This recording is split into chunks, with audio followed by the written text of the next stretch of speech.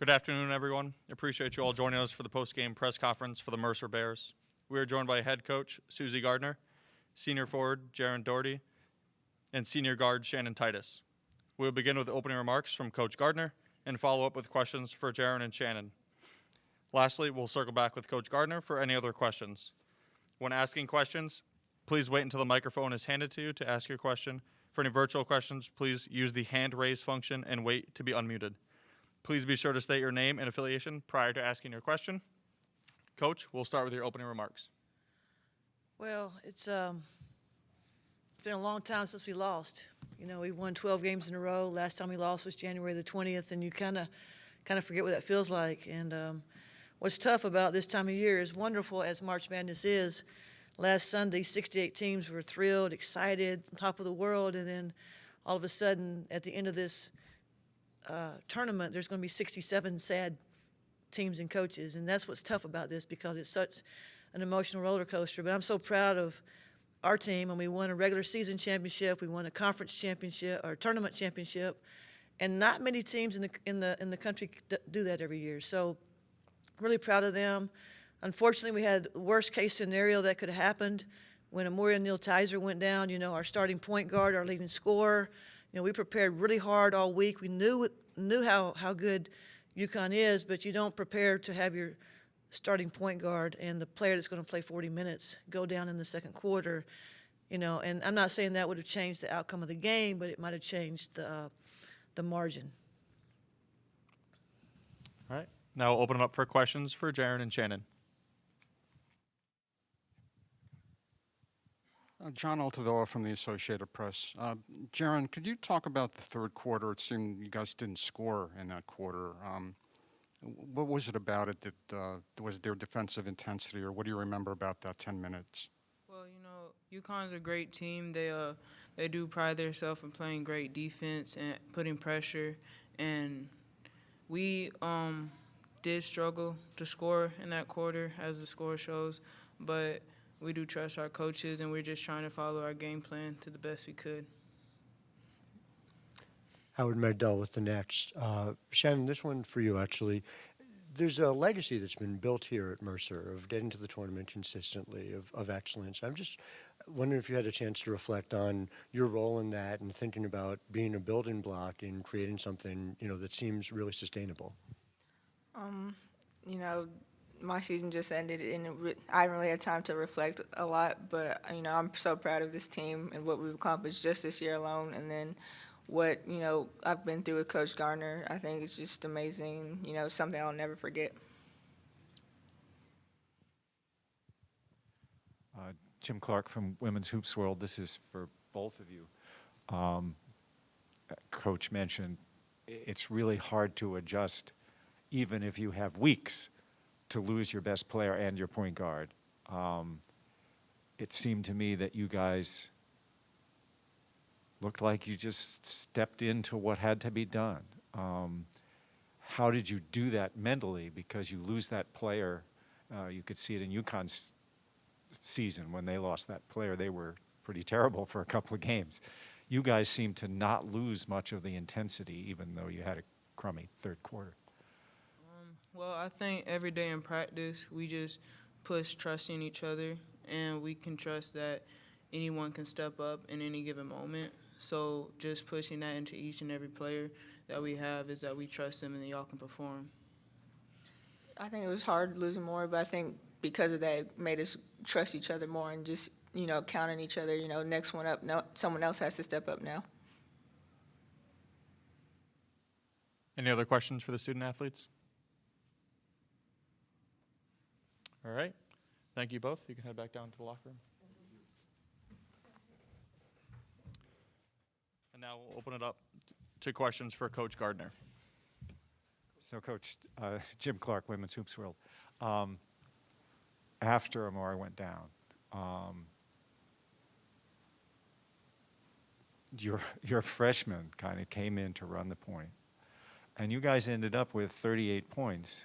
You know, in the last 8 games, UConn has averaged, their opponents have averaged 40. So without your best player, you guys still got close to that. What does that say to you about this team and their strength? You know, I love your question right now because I needed a glass half full question like that. I appreciate that. You know, what's crazy is Amoria was not supposed to be our starting point guard. We lost our starting point guard the third game of the season.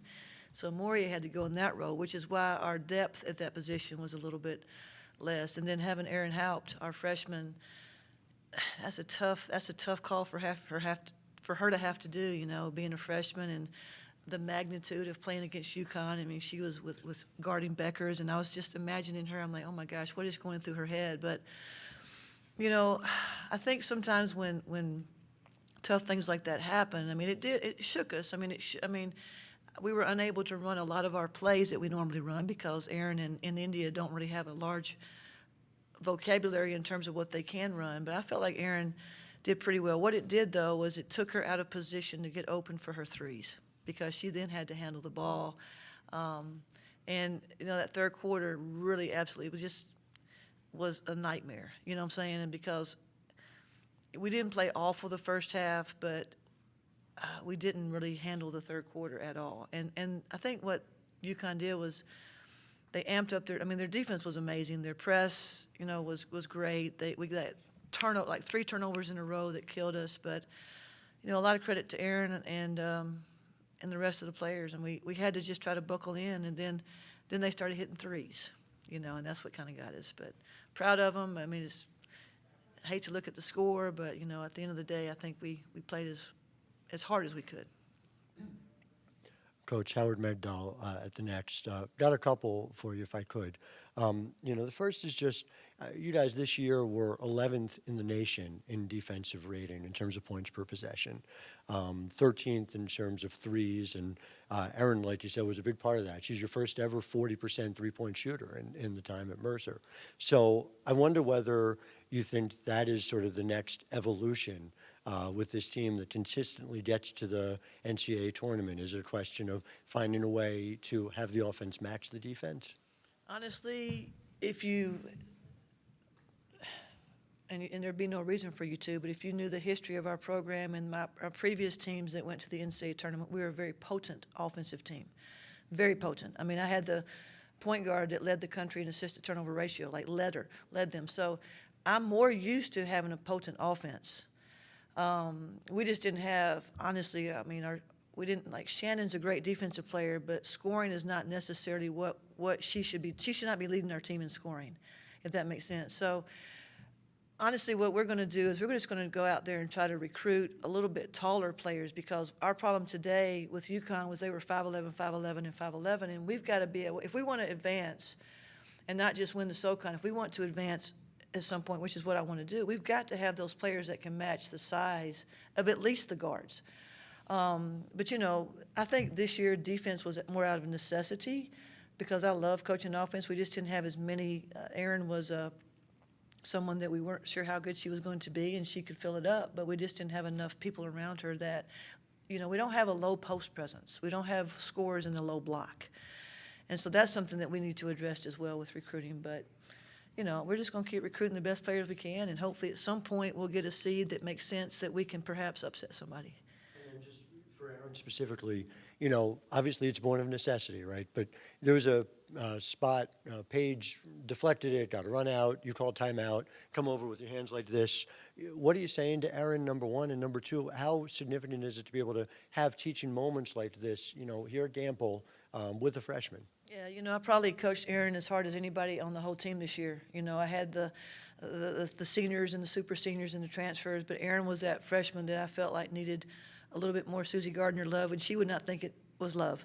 But what I told her was because we practiced against high-intensity defense in practice, not the same as today, but Aaron was not meeting her pass in practice. And a player on our team got us, and we said, hey, look, and I demonstrated. I said, okay, you meet the ball. If you meet your pass, I will go through you and I'll foul you. And I demonstrated, like I was on defense. And so that was the moment that happened. I said, what did we tell you in practice? Meet your pass, and Paige would have fouled you. So it's just, I mean, I'm always nitpicking on something, but that's what that moment was. I remember it specifically. Coach, just was wondering what the nature of the injury was. Was it to her elbow or shoulder? It was What- her shoulder. I mean, I'm sorry. I said the word that you just said. It was her elbow. I didn't really. I think she maybe landed on it. We'll have to wait to see when we get home to our team doctors to take X-rays down there. But I don't know the seriousness of it. I know that Amori is tough, and I don't usually walk on the floor. But when she didn't get up, I'm like, this might be bad. So I decided to check it out. And of course, when she said don't touch it to our trainer, I'm like, okay, my heart dropped to my stomach. But you know, she's tough, and we'll pray for the best, honestly, you know. But it was a tough blow for sure. Any other questions for Coach Gardner? Thanks, Coach. You said something yesterday that stuck with me a little bit, and you were talking about the history of Mercer, you know, being multiple times in the AAAW tournament, and you know, we're looking at 50 years of legacy since Title IX. You know, even your teams in Georgia, obviously, as the precursor for what Joni Taylor's doing down there. How much do you think it matters that we see the early powers in this? In women's basketball continue to assert themselves as this history builds upon itself? Yeah, I was recruited out of high school right around the time when it was shifting over. You know, I was at Georgia in 1982, so that was right when the NCAA tournament started for us. And I think because I grew up during that time when it was shifting, I'm probably a little bit more appreciative and understand. And growing up, I'm from Tennessee, so I grew up in Tennessee, so I really know the UT Chattanoogas and those kind of guys, and I know the history pretty well. You know, it's exciting for me, and that's why I brought that up yesterday, was because my SWA happened to be on that team, and I respect her so much and what she's done for me. And I do wish that our players, you know, I think you asked that question. I don't think they study it as much, you know, as we do. And so I want to bring it out to the forefront and let them know. And I always try to make sure that our players understand when we have Alumni Day and those players come back for that particular game, I always want to make sure that they understand, hey, we would not have all the things we have without that group. And I even put out a tweet this morning before we left the hotel about thanking the players that wore the orange and black before us for this opportunity. So I'm very thankful, I think, because maybe I lived on the cusp of it. But you know, I hope that more of these teams, I hope we can stay what we're doing. I really do. But I'm appreciative of it, and thank you for asking. Any other questions? Sure. Yes. Sorry to be glass half empty. I was wondering that third quarter you said was a nightmare. Was there any one particular thing that they did that was nightmarish, or one particular player, or just the combined intensity that they played? I think it was interesting when I was checking on Amoria, which I promise you I never go on the court.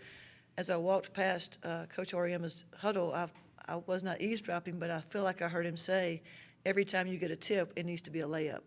So in my mind, I'm thinking, okay, he's going to amp up the pressure, which he did. I mean, they were running 3 people at the ball. They're so long. They were getting tips. We had those 3 turnovers in a row. They were getting layups. You know, we went in at halftime, and we talked about, I think it was, they had 18 points off of turnovers, and they had 12 points off of offensive rebounds for a total of 30 points. And they only had like 43 points, I believe, at half.